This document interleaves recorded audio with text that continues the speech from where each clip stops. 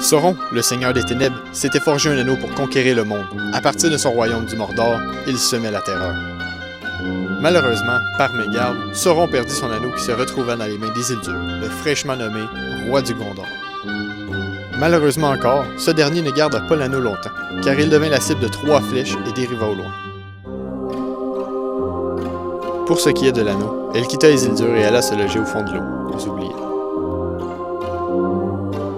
Bien des années plus tard, l'anneau fut récupéré par Bilbon, un hobbit, qui vivait dans la comté. Frodon, le neveu de Bilbon, hérite de l'anneau. Gandalf, connaissant les pouvoirs de l'anneau, lui donne comme quête de l'amener au village de Bree. Donc, Frodon et son meilleur ami, Sam Gamgee, partent à l'aventure à travers la comté pour rejoindre leur destination.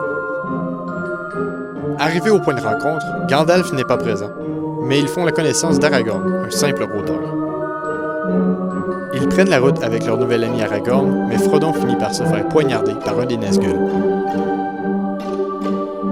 Frodon se réveille à Foncombe, après s'être fait soigner par les elfes. Gandalf est présent à son réveil. Gandalf lui explique qu'il a surpris son maître Saruman à discuter avec Sauron.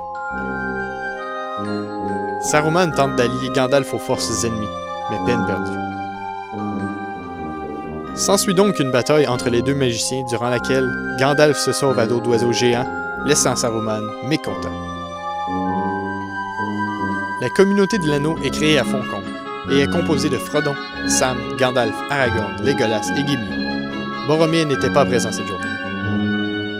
La compagnie décide de passer par les montagnes enneigées, mais Saruman n'est pas du même avis et les ensevelit sous la neige.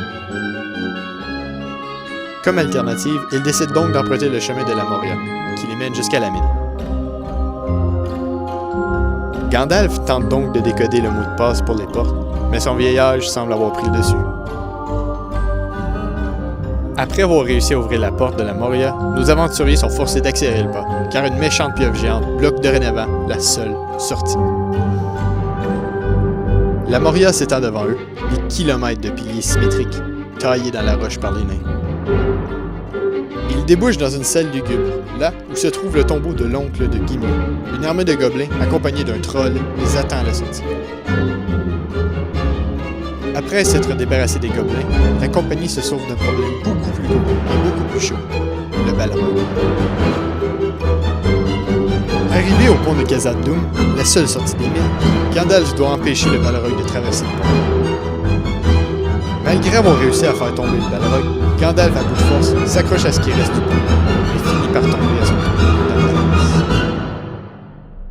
Le restant de la compagnie, un peu déçu par la suite des événements, se dirige vers la forêt de Lorien où ils seront hébergés par les elfes.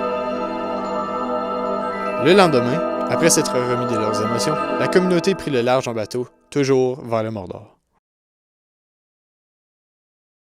Ah oui, Boromir meurt aussi.